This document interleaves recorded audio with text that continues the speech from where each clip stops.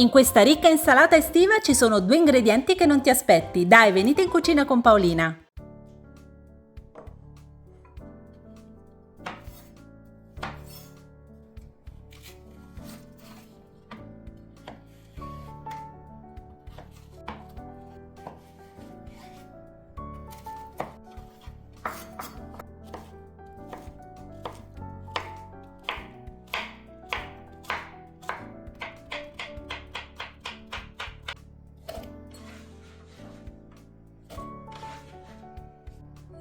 Ecco il primo ingrediente che renderà sfiziosa la nostra insalata, gli gnocchi di patate. Conditeli insieme alle zucchine per poi cuocere tutto in friggitrice ad aria a 190 gradi per 15 minuti scuotendo il cestello a metà cottura.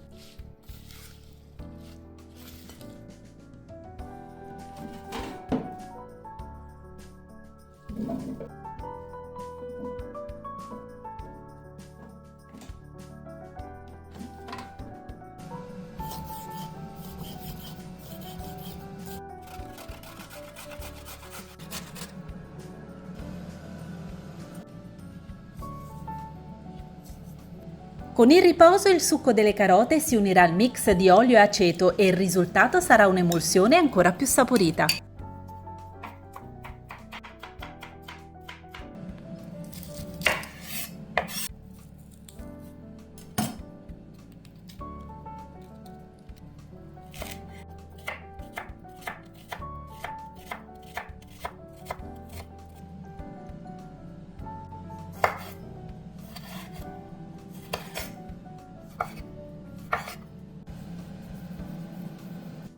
Per dare una componente proteica alla nostra insalata ho scelto le lenticchie. Una volta scolate passatele sotto l'acqua corrente, poi unite le carote e insaporite con l'origano.